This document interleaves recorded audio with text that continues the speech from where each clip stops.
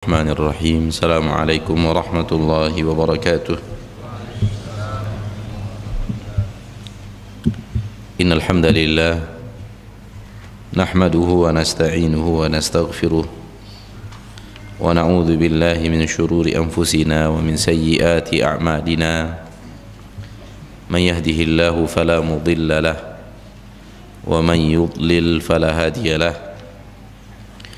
أشهد أن لا إله إلا الله وحده لا شريك له وأشهد أن محمدا عبده ورسوله صلى الله عليه وعلى آله وأصحابه ومن تبعهم بإحسان إلى يوم الدين وسلم تسليما كثيرا. معاشر المسلمين معاشر المسلمات الحاضرين والحاضرات المستمعين والمستمعات rahimani wa rahimakumullah. Bersyukur kita kepada Allah Subhanahu wa taala, Rabbul Izzati wal Jalalah wa Rabbul Jabaruti wal Malakuti wal Kibriyai wal Azamah. Kembali Ia mempertemukan kita di majlis hadis-hadis Rasulullah sallallahu alaihi wasallam. Semoga ini merupakan bukti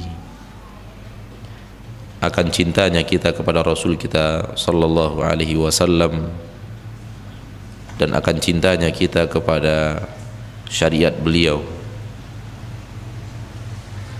Menuntut ilmu haruslah diiringi dengan niat yang saleh. Dan para ulama mengatakan niat yang soleh dalam menuntut ilmu adalah 4 niat. Pertama, diniatkan dalam menuntut ilmu itu mengangkat kebodohan dari diri kita. Mengangkat kebodohan dari diri kita. 2, diniatkan dalam menuntut ilmu itu untuk mengangkat kebodohan dari selain diri kita. Maksudnya adalah setelah kita tahu yang hak, kita sampaikan kepada manusia agar manusia tahu yang hak. Setelah kita mengerti yang kita lakukan salah, kita sampaikan kepada orang-orang supaya orang-orang terhindar dari yang namanya salah. Di sini bisa dimaknai dakwah. Jadi belajar untuk didakwahkan. 3, diniatkan dalam menuntut ilmu untuk menjaga agama Allah supaya tidak hilang dari permukaan bumi. Karena ilmu ini akan diangkat oleh Allah. Semakin manusia tidak peduli kepada ilmu agama, semakin ilmu agama itu akan diangkat oleh Allah dari permukaan bumi. Oleh karena itu kita menuntut ilmu, menimba ilmu agar ilmu itu bisa bertahan semaksimal yang bisa kita lakukan. Dan yang keempat, kita menuntut ilmu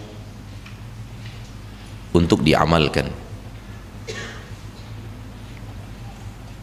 Inilah kata para ulama niat yang harus terpasang pada orang-orang yang akan menuntut ilmu agama.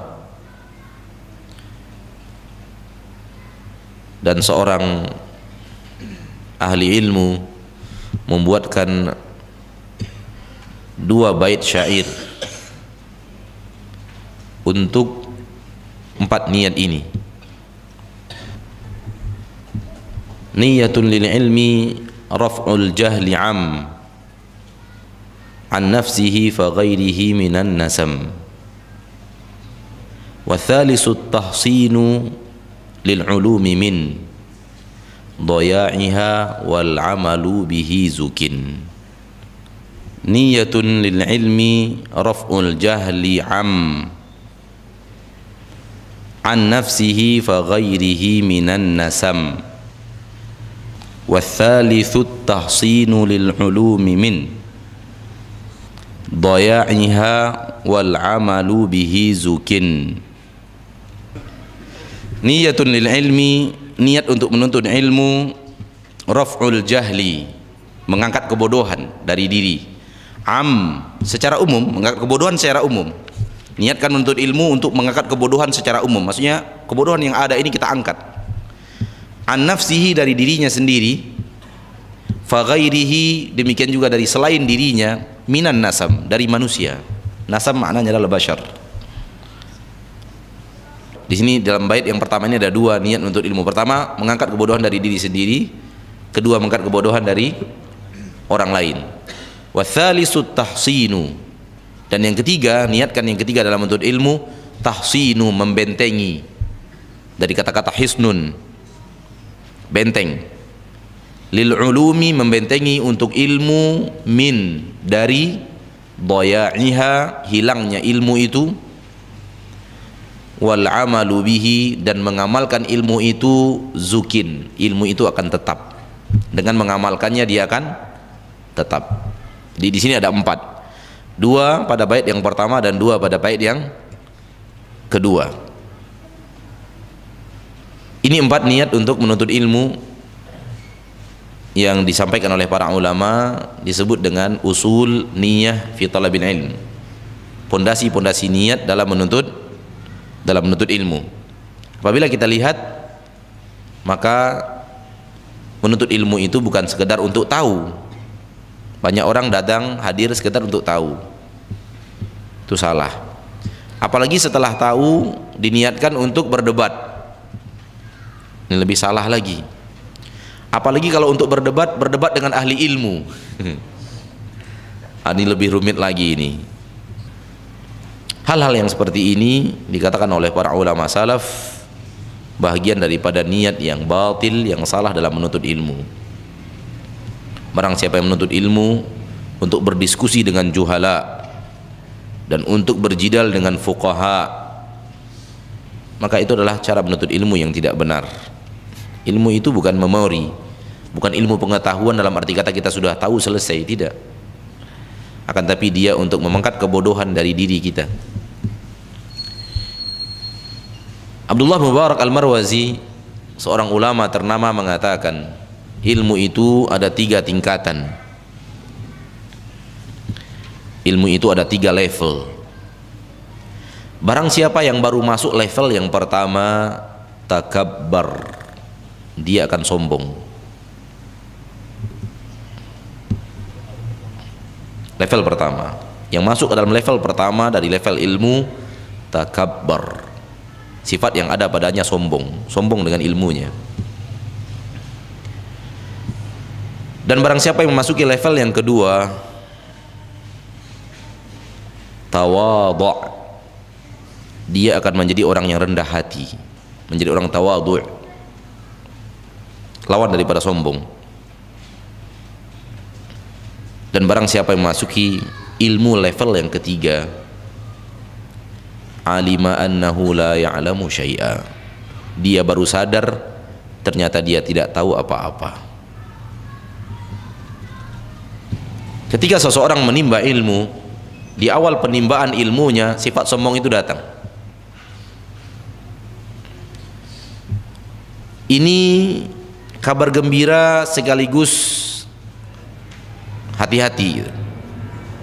Kabar gembiranya Anda sudah mulai masuk kepada ilmu. Hati-hatinya jangan sampai berhenti di titik itu, melangkah lagi. Jangan sampai di detik itu, sampai level itu, minimal level yang kedua, sampai ilmu itu menjadikan kita orang yang tawadhu', orang yang rendah hati, berakhlak mulia, berbudi pekerti, bertutur kata lembut, tidak ingin meninggi di depan orang-orang, tidak ingin tampil di depan orang-orang kalau tidak terpaksa untuk tampil, kalau tidak ada maslahat yang lebih besar untuk berbicara, dia tidak mau berbicara, dibiarkan orang lain yang berbicara. Ini level yang kedua. Melangkahlah menuntut ilmu sampai ke level ini minimal, karena kalau sampai level yang pertama berbahaya. Makanya saya katakan di level yang pertama itu ada kabar gembira dan kabar bahaya. Hati-hati.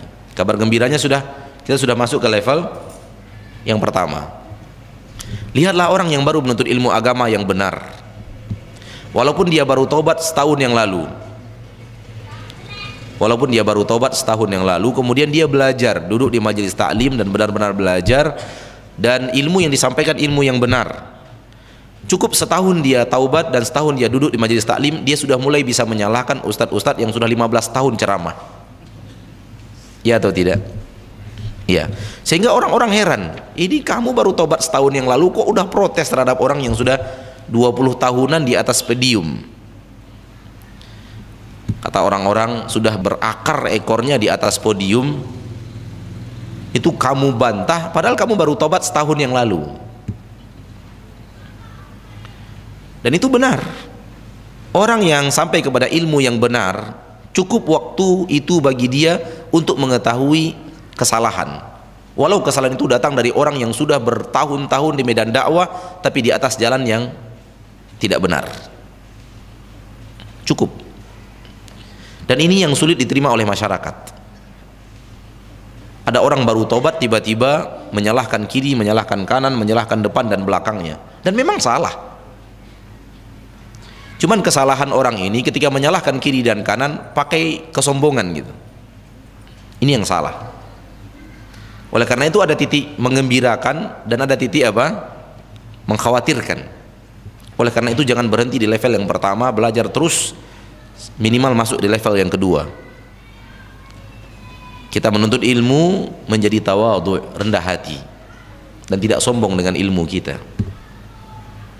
Dan belajarlah lagi, Anda akan sampai kepada sebuah titik Anda tahu bahwa Anda tidak tahu apa-apa. Anda sadar bahwa Anda ternyata tidak mengerti apa-apa. Semoga Allah menyampaikan kita kepada menuntut ilmu minimal sampai level yang kedua.